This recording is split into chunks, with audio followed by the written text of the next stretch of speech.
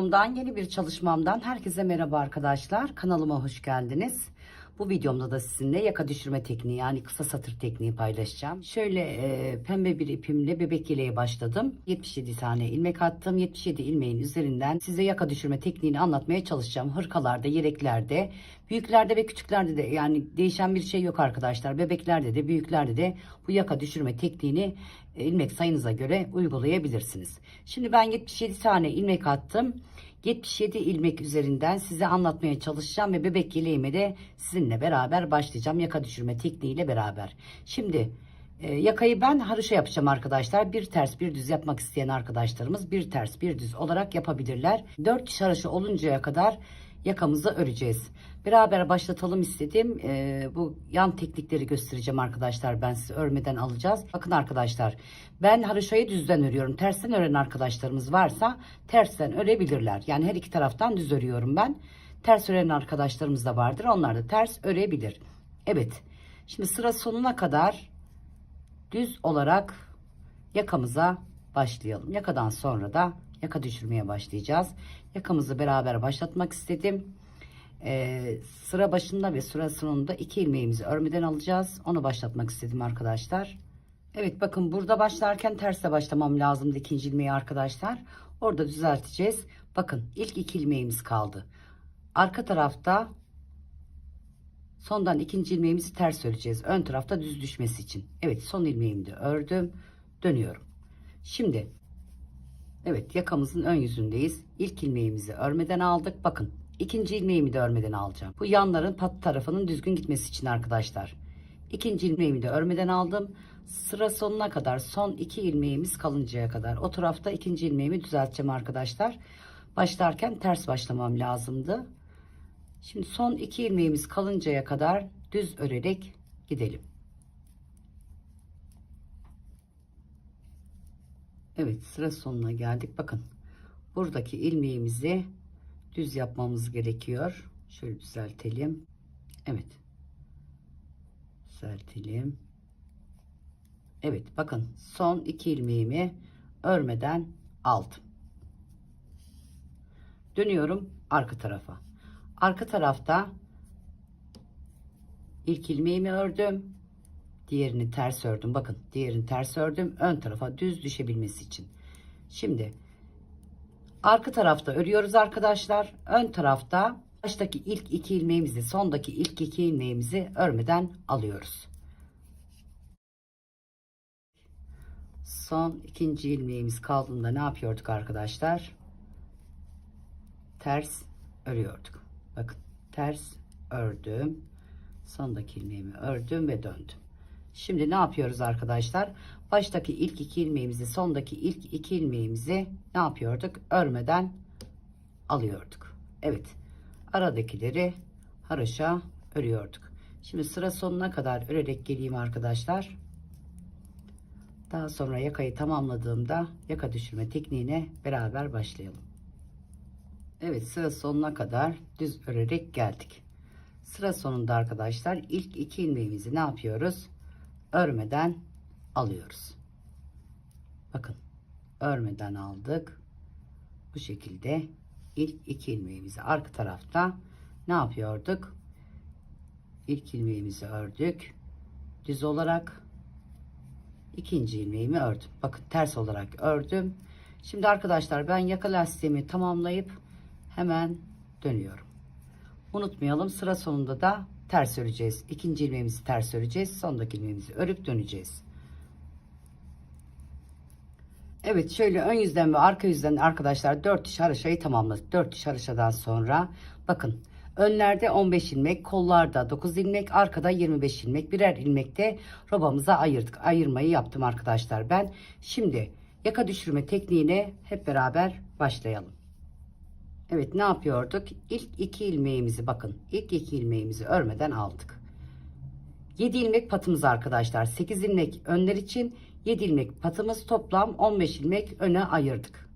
Evet, ilk düğme ilimizi aynı zamanda bu sırada açıyoruz. 3. ilmeğimi ördüm. 1 2 3 3 ilmekten sonra bir doladım. 2 ilmeğimi birlikte kestim. Daha sonra 2 ilmeğimi haroşa ördüm. Patımızı haroşa devam ediyoruz. Bedenimizi arkadaşlar düz öreceğiz. Evet, kolumuza kadar, daha doğrusu robamıza kadar düz örerek gelelim. Robamızda artışımızı yapalım. Robamızda bir ilmek demiştik. Artık ayrıca ihtiyacımız yok. Şöyle açalım. Ayracımızı bakın. Artışımı gösteriyorum arkadaşlar. Hem önden hem koldan artışımı bu şekilde yapacağım. Bir ilmek ördüm. Doladım. Bir ilmek daha ördüm. Her iki taraftan da artışımı yapmış oldum. Şimdi koldaki ilmeklerimi örüyorum. 9 ilmeğimi düz olarak. Patlarımız haroşa demiştik. Buradaki ayracımızı da çıkartalım. Siz istediğiniz roba tekniğini kullanabilirsiniz arkadaşlar. Ben bu şekilde yapacağım. Bakın, roba ilmeğimiz bir taneydi. Bir ilmek ördüm, doladım, bir ilmek daha ördüm. Sağdan ve soldan artışımı yaptım. Şimdi arka taraftayız. 25 ilmeğimizi düz örerek gidiyoruz.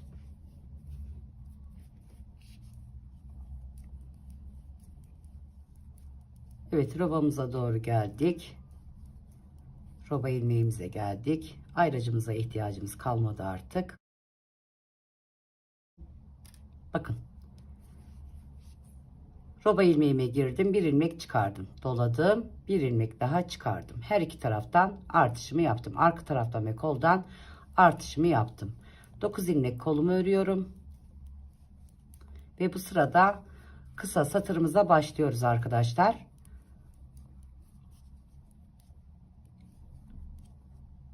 Evet, ayrıcımı çıkartıyorum. Bir ilmek ördüm, doladım, içinden çıkarmadan bir ilmek daha ördüm, artışımı yaptım. Şimdi bakın, 7 ilmek neydi arkadaşlar? 2 4 6 7. Bu ilmeklerimizi kısa satırımıza karıştırmıyoruz. Ön ilmeklerimizle beraber kısa satıra başlıyoruz. 2 4 6 8. Şimdi ilk 2 ilmeğimi ördüm. İlk 2 ilmeğimi ördükten sonra bakın, dönüyorum. Döndükten sonra bakın, ilk ilmeğimi alıyorum. Bu şekilde bakın arkadaşlar, Alman kısa satır. Yani arada açıklık kalmaması için tekrar gösteriyorum. Bakın, ilk 2 ilmeğimi ördüm, döndüm. İlk ilmeğimi sağ şişime aldım. Bu ilmeğimi bakın üstten geçirerek 2 ilmek haline getirdim. Bakın, sıktım iyice.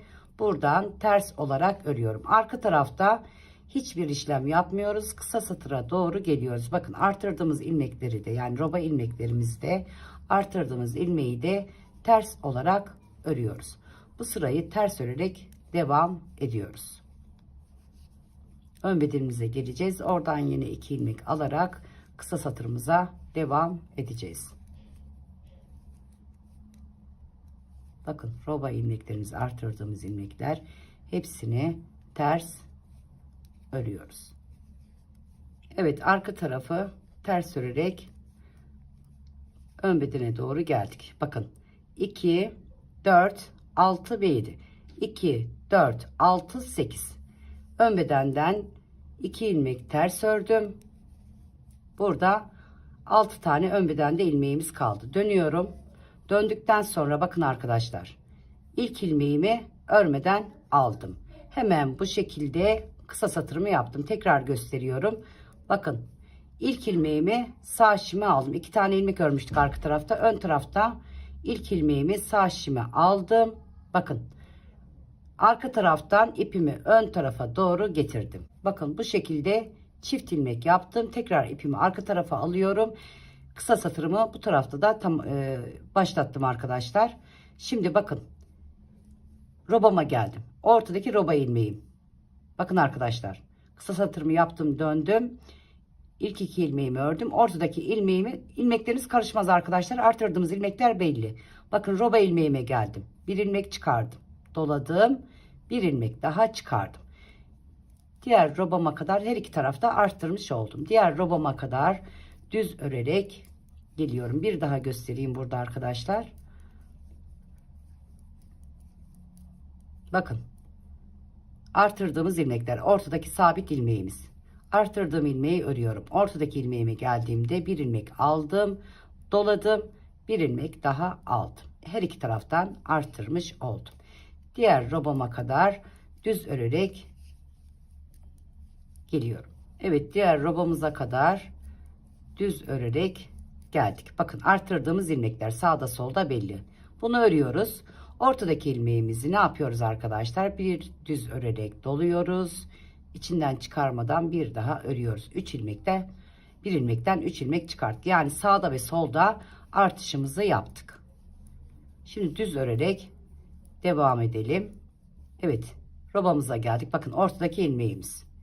Bir ilmek çıkardım. Düz örerek doladım. Bir ilmek daha çıkardım. Şimdi nereye geliyoruz arkadaşlar? Bakın. Kısa satır yaptığımız yer çiftli ilmeğimiz. Bunu şu şekilde bakın içinden gelir yan taraftan alarak içinden giriyorum. Düz örüyorum. Bakın düz ördüm. 2 ilmek daha aldım. Şimdi bedenimizde 2 4 ilmeğimiz kaldı. 2 ilmek ördük. 4 ilmeğimiz kaldı. Dönüyoruz. Bakın ilmeğimi sağ şişime aldım. Arka tarafa doğru attım ilmeğimi. Bakın bu şekilde çift ilmeğimiz oluştu. Hemen ön tarafa alıyorum. Arka tarafta ters öreceğiz biliyorsunuz. O yüzden ön tarafa aldım ilmeğimi. Bütün ilmeklerimi ters örerek kısa satır yapacağım yere kadar geliyorum. Bütün ilmeklerimi ters örüyorum. Arka tarafta hiçbir işlem yapmıyoruz. Bakın arkadaşlar, kısa satır yaptığımız ilmek ters örerek geldik kısa satır yaptığımız yere kadar. Şimdi buradaki ilmeğimizi bu şekilde arka taraftan alıyoruz. Düzgün düşebilmesi için. Bakın arka taraftan aldım. Şimdi 2 ilmek örüyorum. Burada bakacağız kaç ilmeğimiz kaldı. 2 4 6 7 patımızı karıştırmıyoruz. 2 4 ilmeğimiz kaldı. Dönüyoruz. Bakın 2 ilmek ördüm. Kısa satırdan sonra 2 ilmek ördüm. Döndüm. Döndükten sonra bakın buradaki ilmeğimi sağ şişime aldım. Arkadaki ilmeğimi ön tarafa doğru getiriyorum. Bakın ön tarafa doğru getirdim. Tekrarlıyorum. Bakın arka taraftaki ilmeğimi ön tarafa doğru getirdim. Sıktım. 2 ilmek birden oluştu. Bakın 2 ilmeğimiz oldu. Bir ilmeğimizden 2 ilmeğimiz oluştu. Şimdi sıra sonuna kadar, yani kısa satır yapacağımız yere kadar arkadaşlar, burada bir daha yapalım isterseniz roba ilmeğimizi. Bakın nasıl artırıyorduk? Bir ilmek çıkartıyorduk, doluyorduk, bir ilmek daha çıkartıyorduk. Sağdan ve soldan artışımızı yapmış olduk. Şimdi kısa satır yapacağımız yere kadar örelim arkadaşlar. Kısa satır yaptığımız yere doğru gelelim. Bakın bu çift aldığım ilmek arkadaşlar. Kısa satır yaptığım yer. Bunu bu şekilde bakın arka taraftan aldım. İçinden geçirerek düz ördüm. 2 ilmek daha ördüm. 2 ilmeğimiz kaldı. Dönüyoruz. Evet, döndükten sonra ne yapıyoruz arkadaşlar? İlk ilmeğimizi alıyoruz. Bakın öndeki ilmeğimi arka tarafa doğru attım. 2 ilmek oluşturdum. Tekrar ön tarafa alıyorum. Arka tarafta hiçbir işlem yapmadan, robalarımızı biliyorsunuz ön tarafta artırıyoruz. Arka tarafta hiçbir işlem yapmadan roba ilmeklerimle beraber bütün ilmeklerimi ters örerek kısa satıra doğru geliyoruz. Sıra sonuna kadar ters örerek geldik. Robalarımızla beraber kısa satırımıza doğru geliyoruz. Çift ilmekle kısa satırımızı zaten nerede başlattığımızı, nerede bitirdiğimizi görüyoruz arkadaşlar. Bakın çiftli ilmeğe geldik. Kısa satır yaptığımız yere geldik. Bakın arkadaşlar. Bu şekilde arka taraftan alarak ters ördüm.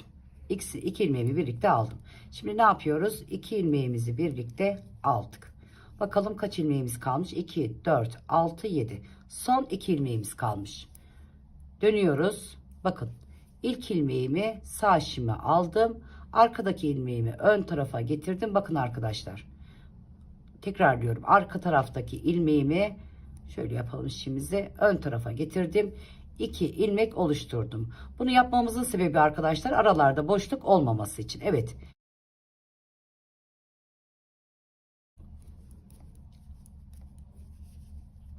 Roba ilmeklerimizi arttırmaya devam ediyoruz. Kısa satırımıza doğru geliyoruz. Bakın ortadaki ilmeğim arkadaşlar. Artırdığım ilmeği ördüm. Ortadaki ilmeğime geldim. Bakın ortadaki ilmeğimi ne yapıyordum? Bir ilmek içinden çıkarıp dolayıp bir ilmek daha düz örerek çıkartıyorum. Sağda solda artışımı yapmış bulunuyorum. Şimdi sıra sonuna doğru gidelim ve aynı zamanda roba arttırmalarımızı unutmayalım. Kısa satırımıza doğru gidelim. Evet, sıra sonuna kadar robalarımızı arttırarak ve düz örerek kısa satırımıza doğru geldik. Bakın arkadaşlar, robamın artırımını yapıyorum. Sağdan ve soldan artırma yaptım. Evet, kısa satırıma doğru geliyorum. Kısa satırımızı karıştırmamak için ne demiştik? Çiftli ilmeği gördüğümüz zaman onu bu şekilde, bakın şuradan arka taraftan giriyoruz.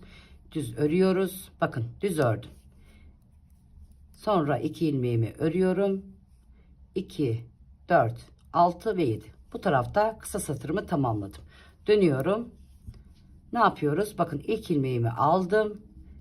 İlk ilmeğimi aldıktan sonra bakın arkadaşlar, yukarıdan arkaya doğru getirdim ve çift ilmek oluşturdum. Şimdi arka tarafta hiçbir işlem yapmadan kısa satırımıza doğru geliyoruz. O tarafta da kısa satırımızı son olarak yapıyoruz ve kısa satırımızı tamamlıyoruz. 4 defa tekrarladık. İkişer ikişer giderek 4 defa tekrarlamış olduk yaka düşürmeyi arkadaşlar. Bakın çiftli ilmeğime geldim. Orada ne yapıyorduk arkadaşlar? Bakın arka taraftan giriyorduk. Bu şekilde tersimizi ördük. 2, 4, 6, 7.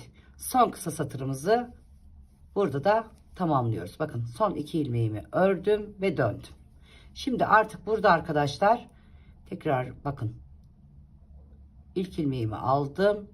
Arkadan ön tarafa doğru getirdim. Son kısa satırımı yaptım. Bakın. Şimdi sıra sonuna kadar, yani patımıza kadar geliyoruz ve kısa satırımızı tamamlamış oluyoruz. Evet, artırmamızı yapıyoruz. Bir ilmekten 3 ilmek çıkarmış olduk. Bakın sağ ve solu arttırdım. Şimdi kısa satırı tamamladık arkadaşlar. Patımızı da örmeye başlayacağız. Yani bir bedeni tamamen örmeye başlıyoruz artık. Bunda bebeklerde artırma arkadaşlar en fazla 18 veya 19 defa olur. Ona göre artırmalara devam edeceksiniz. Kısa satır tamamlanmış oldu bu şekilde. Evet, sıra sonuna doğru roba artırmalarına devam ederek geldik. Buradaki roba artırımını beraber yapalım. Evet, patımıza doğru geliyoruz artık. Ne demiştik? Yaka düşürmeyi bitirdik demiştik. Bakın nasıl örüyorduk bunu arkadaşlar? Bakın çiftli ilmeğimiz. Yan taraftan giriyorduk, düz örüyorduk. Patımızı örüyoruz. 7 ilmeğimizi haroşa. Bakın son 2 ilmeğimizde ne yapıyorduk? Örmeden alıyorduk. Şimdi arka tarafta hiçbir işlem yapmadan arkadaşlar arka tarafta ters örerek gelelim ve videomuzu noktalayalım. Bu videoyu arkadaşlar ben yaka düşürme tekniğini göstermek için başladım. Bakın ikinci ilmeğimizi ne yapıyorduk? Ters örüyorduk. Diğer 5 ilmeğimizi haroşa örüyorduk. 2, 4, 6 ve 7. Evet, diğer patımıza kadar bütün ilmeklerimizi ters örüyorduk. Arka tarafta hiçbir işlem yapmıyorduk. Bütün ilmeklerimizi ters ördük ve sıramızı bu şekilde tamamladık.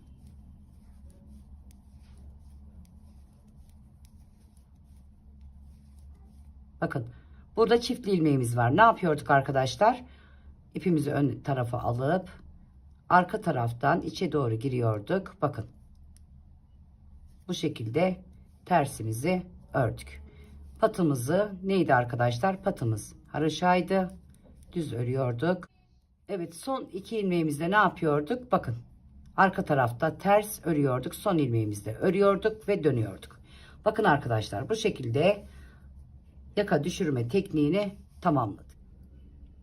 Evet, bütün örgülerinizde kullanabileceğiniz yaka düşürme tekniğini hırkalarda, yeleklerde, kazaklarda bir bütün olarak düşünürsek kaza arkadaşlar bir baştan bir başa yaka düşürme yapılacak. Yeleklerde, hırkalarda bütün örgülerinizde kullanabileceğiniz hem bir roba tekniği anlattım arkadaşlar size. Bakın çok güzel, kolay, basit hem de yaka düşürme tekniğini anlatmaya çalıştım. Umarım başarılı olmuşumdur arkadaşlar. Evet, şu şekilde videomuzu noktalayalım. Evet, ne diyelim arkadaşlar, yeni bir videoda, yeni bir çalışmada görüşmek üzere.